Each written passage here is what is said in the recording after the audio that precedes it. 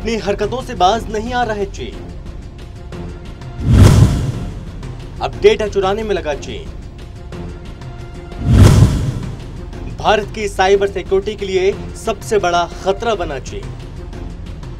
दुनिया भर में बदनाम चीनी हैकर भारतीय सुरक्षा और जांच एजेंसियों की संवेदनशील जानकारियों में सेंध लगाने की कोशिश से बाज नहीं आ रहे हैं। अब चीन आधार के डेटा के जरिए भारतीय एजेंसियों और मीडिया संगठनों को निशाना बनाने जा रहा है। एक रिपोर्ट के मुताबिक आधार का डेटाबेस सुरक्षित रखने वाली UIDAI और देश के एक बड़े मीडिया समूह के डेटा में चीन के हैकरों ने सेंध लगाई है। अमेरिका की एक निजी साइबर सुरक्षा कंपनी ने बुधवार को दावा किया उसे ऐसे सबूत मिले हैं जो ये साबित करते हैं कि राज्य प्रायोजित चीनी समूह ने एक भारतीय मीडिया समूह के साथ साथ पुलिस विभाग और राष्ट्रीय पहचान संबंधी आंकड़ों के लिए जिम्मेदार एजेंसी को हैक कर लिया था। मैसाचुसेट्स स्थित रिकॉर्डेड फ्यूचर के इंसेक्ट ग्रुप ने कहा, हैकिंग समूह जिसे अस्थायी तौर पर TAG28 नाम दिया गया, जिसने विनिटी मालवेयर का उपयोग किया।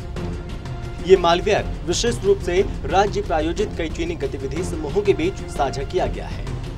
चीनी अधिकारी लगातार राज्य प्रायोजित हैकिंग के किसी भी रूप से इनकार करते रहते हैं और उनका कहना है चीन खुद साइबर हमलों का प्रमुख निशाना है। इस आरोप से दो क्षेत्रीय दिग्गज देशों के बीच तकरार बढ़ने के आसार हैं और दोनों के संबंध पहले से ही सीमा विवाद को लेकर गंभीर रूप से तनावपूर्ण है। भारतीय कंपनियों पर 261% बढ़े चीनी साइबर हमले। संगठन ने अपनी रिपोर्ट में कहा, अगस्त 2021 की शुरुआत में रिकॉर्ड किए गए आंकड़ों से पता चलता है कि 2020 की तुलना में 2021 में भारतीय संगठन और कंपनियों को लक्षित करने वाले संदिग्ध राज्य प्रायोजित चीनी साइबर गतिविधियों की संख्या में 261% की बढ़ोतरी हुई है।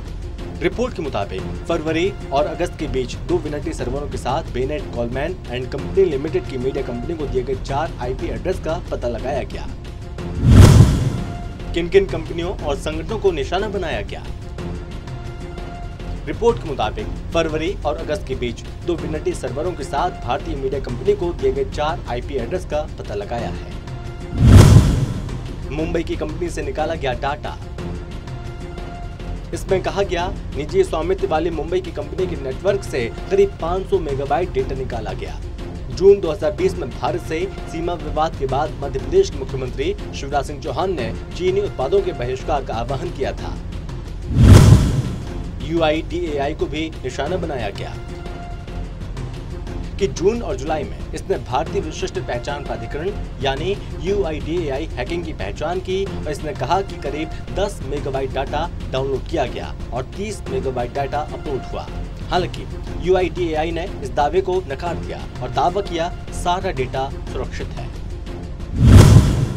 क्यों दूसरे देशों का डेटा चुराता है चीन? साइबर युद्ध में बम बंदूक का इस्तेमाल नहीं होता, बल्कि इसमें दुश्मन को साइबर और मनोवैज्ञानिक दांवपेच से हराया जाता है। इसके तहत जनता की सोच को बदला जाता है। अफवाहें और फेक न्यूज के जरिए अपने मंसूबों को पूरा किया जाता है।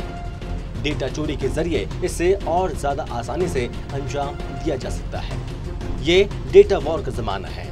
जब हम डेटा को टुकड़ों में देखते हैं तो नहीं समझ पाते कि आखिर इससे कोई क्या हासिल कर सकता है, लेकिन इन्हें छोटी छोटी जानकारियों को एक साथ जुटाकर और उनका किसी खास मकसद से हथियार के रूप में इस्तेमाल किया जा सकता है। देश के आंतरिक मुद्दों, राष्ट्रीय नीति, सुरक्षा राजनीति, अर्थव्यवस्था सब में सेंधमारी के प्रयास किए जा सकते हैं। बहरहाल ऐसा पहली बार नहीं हुआ जब चीनी सरकार पर किसी देश के लोगों का डेटा चुराने का आरोप लगा। चीन की सत्तारूढ़ पार्टी, सेना और निजी कंपनियों अमूमन ही ऐसे ऑपरेशन चलाती रहती हैं, जिसमें देशों को टारगेट किया जाता है। Special desk, total TV.